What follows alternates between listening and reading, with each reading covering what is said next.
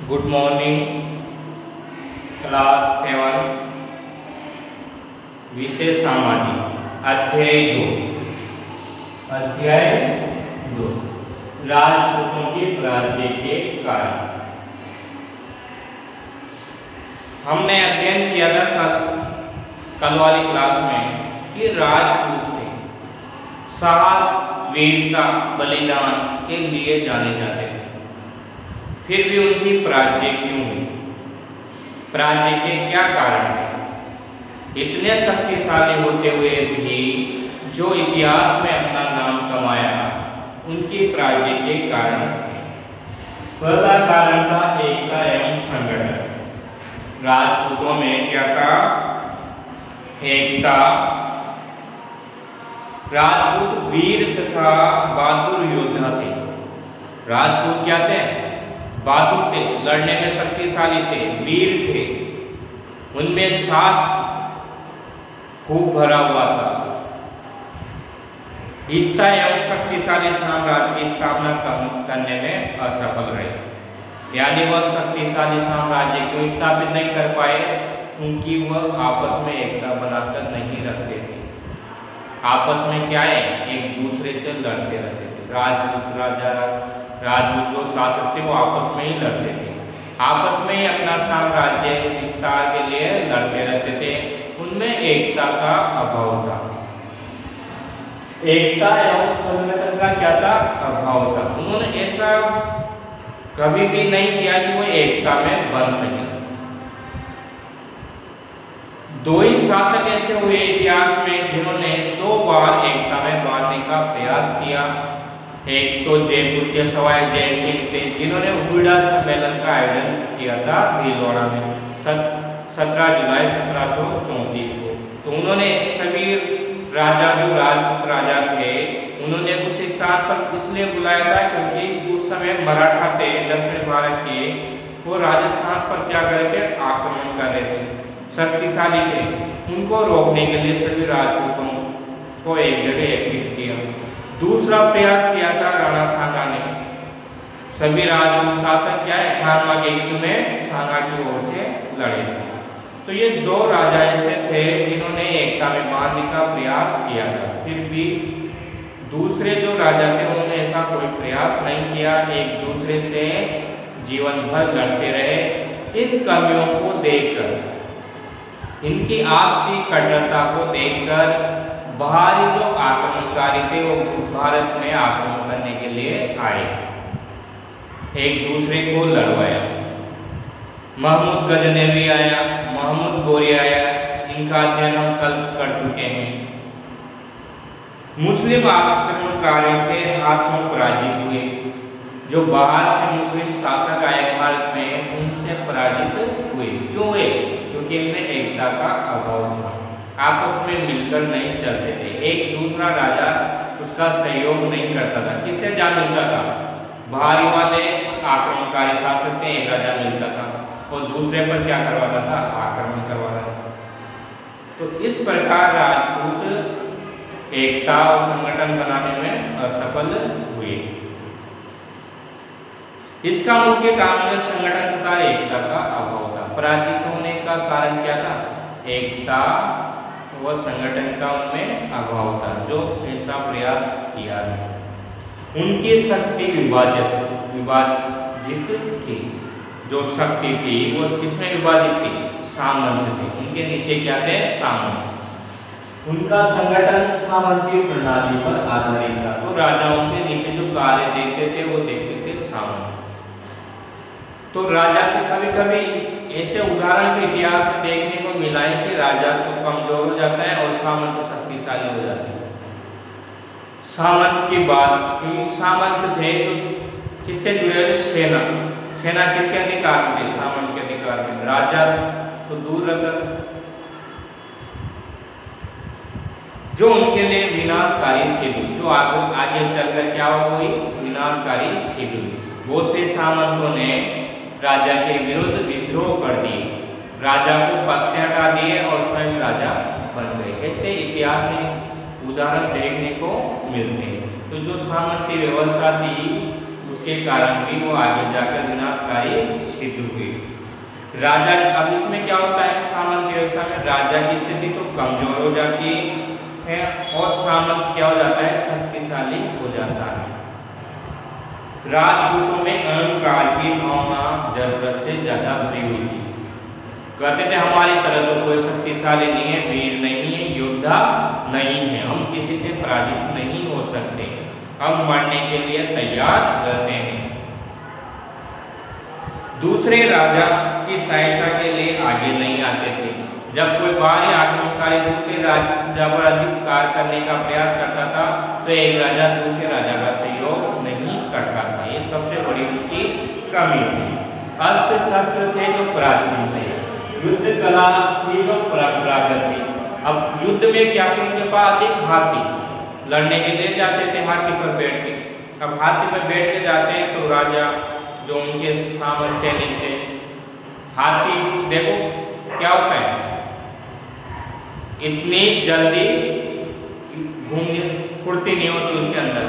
घोड़े में तो क्या होती, फुर्ती होती है। हाथी बड़ा जानवर है, उसको घूमने में दिक्कत आती थी। तो जो दूसरे आक्रमणकारी थे वो उन पे आक्रमण करते थे। हाथी जल्दी भाग नहीं सकता, घोड़ा तो क्या है, तो हाथी भी एक बड़ा उनका कारण था। अब हाथी पर बैठा हुआ आदमी नजर आता है तो वो उस पर वार करते थे राजा लोग। हाथी सेना पर निर्भर थे जो युद्ध में सही नहीं रहते थे। राजपूतों में नीति कुशलता का भी अभाव था, यानी जो लड़ने की विधियां थी, लड़ने में जो नेतृत्व करने की शक्ति नहीं थी, इसलिए उनका पराजय होना संभव था। तो राजपूतों की पराजय के कारण है एकता और संगठन का अभाव होना। उनका संगठन सामंती प्रणाली पर आधारित था। राजा तो शक्तिशाली नहीं होता, इसलिए सामंत शक्तिशाली हो जाते थे। युद्ध कला की जो परंपरागत थी, प्राचीन थी, नवीन पद्धतियां नहीं थी। जो बाहरी आक्रमणकारी आए, ये मुगल आक्रमणकारी, इनके पास लड़ने के लिए तोपें थी, बारूद था, अलग अलग लड़ने की युद्ध पद्धतियां थी। इनके पास राजपूत शासकों के पास नहीं थी, इसलिए ये उनसे पराजित भी हुए। अब बंदूक से कोई लड़ता है, तोप से लड़ेगा तो हाथी में बैठा वहां थोड़ी जाएगा, तो दूर से चला देगा, तो उससे पहले समाप्त हो जाएगी सेना।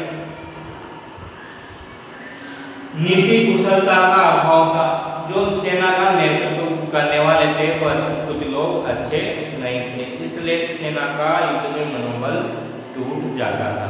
तो ये 4-5 जो कारण हैं वो राजपूतों के पराजय के कारण। अब आता है आर्थिक दशा। राजपूत काल में आर्थिक दशा कैसी थी लोगों की? आर्थिक दशा क्या आता है? अब आर्थिक दशा, आर्थिक का मतलब पैसे कमाने के लिए किस पर निर्भर थे ज्यादा लोग?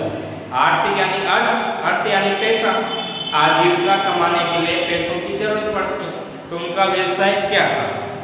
राजपूत काल में लोगों का मुख्य व्यवसाय था कृषि। राजपूत काल में लोगों का मुख्य व्यवसाय क्या था? मुख्य व्यवसाय कृषि था, कृषि पर निर्भर थे। राजपूत काल में अधिकांश लोग किस पर निर्भर थे? कृषि पर निर्भर थे। कृषि में महत्वपूर्ण परिवर्तन हुए। मिट्टियों को उपजाऊ बनाने, खेती के उपकरण आदि में काफी प्रगति इस काल में हुई। कृषि पर निर्भर थे तो अलग अलग विधियों का मिट्टियां थी जिनको उपजाऊ बनाने के उपकरण, खेती करने के लिए नए नए उपकरण आए। रहट द्वारा सिंचाई भारत में मुसलमानों के आने से पूर्व से ही प्रचलित थी। रहट देखा है आपने? नहीं देखा? तो आर्थिक स्थिति पढ़े राजपूत काल में। आर्थिक स्थिति, तो आर्थिक स्थिति यानी राजपूत काल में लोगों का मुख्य व्यवसाय क्या था? कृषि था। अब कृषि के लिए नए नए पद्धतियों का विकास हुआ, जैसे मिट्टी को उपजाऊ बनाने के लिए खाद, जैविक सिंचाई के लिए पानी की व्यवस्था। मुगल शासक आए थे, मुगल शासक आए, उनके पहले ही ऋण प्रणाली प्रचलित थी। कुआं होता है, कुएं में क्या होता है, पानी होता है। अब ड्रम देखा ना आपने, ड्रम, ये गोल ढोल होता था, एक ढोल, इसको रस्सी से बांधा जाता था। पानी का क्या है, कुआं है। कुआं के पानी को निकालने के लिए रण का प्रयोग किया जाता था। रण एक ड्रम होता है बड़ा, उसको रस्सी से बांधा जाता था और बैलों के द्वारा, इधर बैल चलाते थे, बैलों के द्वारा इसको खींचा जाता था। जैसे ही ड्रम पानी के अंदर जाता था और इसके नीचे कपड़े उपड़े की एक बनी रहती थी। अब इसको रस्सी छोड़ दी जाती थी तो ड्रम भर जाता था। ड्रम भरने के बाद रस्सी को ऊपर खींचा, रस्सी खींचेगी, बैलों से आगे बढ़ेगी तो ड्रम ऊपर आता था और खाली होता था। धोरा बनाया जाता था, उसमें पानी जाता था, फिर नीचे जाता था, फिर पानी निकालते थे, फिर भरते थे, फिर निकालते थे। तो वह रण प्रणाली थी। तो रण विधि से सिंचाई करने की प्रथा जो प्रचलित थी वो मुगल शासन के पहले ही भारत में प्रचलित थी। राजपूत युग में व्यापार, वस्त्र उद्योग बहुत उन्नत दशा में था। उस समय जो वस्त्र बनाने की विधियां थी वो अच्छी थी। धातु कलाएं भी बहुत उन्नत थी, धातु आभूषण रहते थे। नक्काशी करने तथा मूर्तियां बनाने की कला भी अत्यंत विकसित थी। व्यापार तथा शिल्प के विस्तार के लिए अनेक श्रेणियां थी। तो उस समय व्यापार भी होता था, आभूषण बनाए जाते थे। राजपूत युग के व्यापार उन्नत तथा विकसित था। उस समय व्यापार अच्छा होता था। चीन एवं अनेक देशों के साथ भारत के व्यापारिक संबंध थे। तो जो भारत का व्यापार था वो दूसरे देशों के साथ भी व्यापारिक संबंध बने हुए थे। पूरे तट के बंदरगाह, अब बंदरगाहों से भी उस समय क्या होता था, व्यापार होता था, यानी जलमार्ग से भी व्यापार होता था। तो पूरे तट पर सोपारा, देवक, तामपणी, खंबा, थाना तथा किवलोन से विदेशी व्यापार होता था। लोग काली मिर्च, इलायची, आतीदांत, बांस, नीलपत्र तथा खालों आदि को विदेशों में अच्छी मांग थी। शराब, सोना, चांदी, चुआरे जानते हो ना, खजूर, सूखी खजूर, रेशम तथा गुड़े आदि विदेशों से आयात किए जाते थे। उस समय भारत समृद्ध देश था, यहाँ के निवासी संतुष्टि भरा जीवन व्यतीत करते थे। तो ये तो थे मुख्य व्यवसाय। मुख्य व्यवसाय किससे जुड़ा हुआ था, कृषि से जुड़ा हुआ। कृषि में नई नई विधियां प्रचलित आई। ऋण जो सिंचाई की जाती थी ऋण से, वो मुगल मुस्लिम शासक आने से पहले भारत में प्रचलित थी। इसके बाद देखते हैं अपन वस्त्र उद्योग। वस्त्र उद्योग में देखोगे तो कृषि की बात हो गई। अब कृषि में कपास, रेशम, तो सबसे पहले किसके वस्त्र बनाए गए थे, सूती।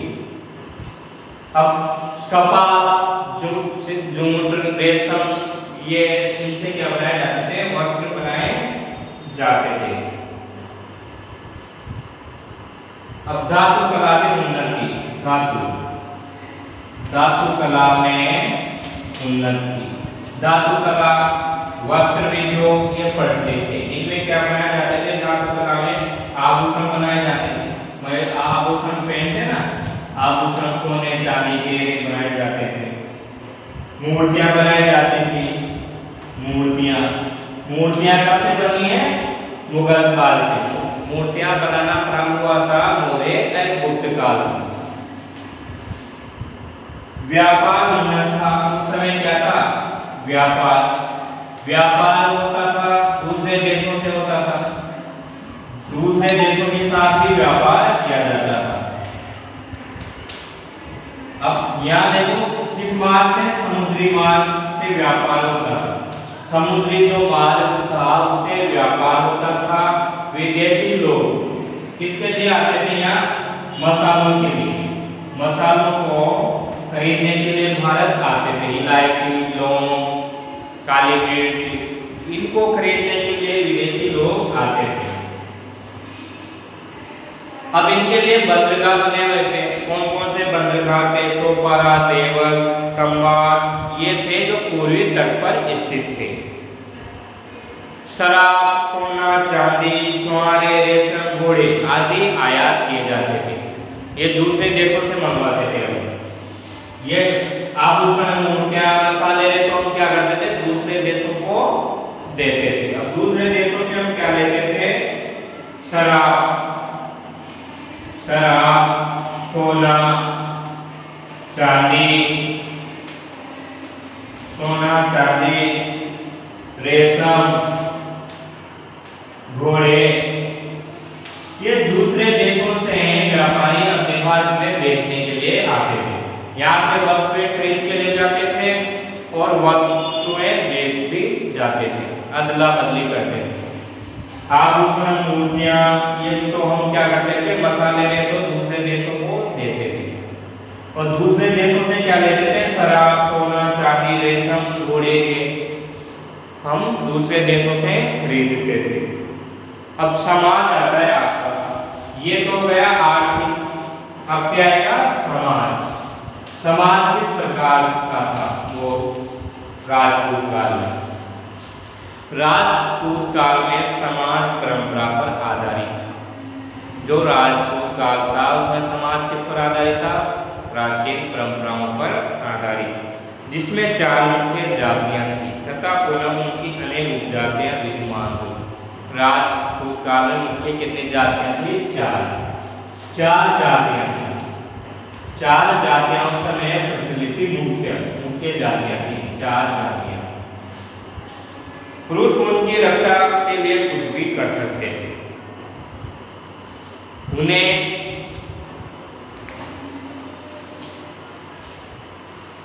उच्च शिक्षा प्राप्त करने, देखो समाज में स्त्रियों को सम्मान प्राप्त था।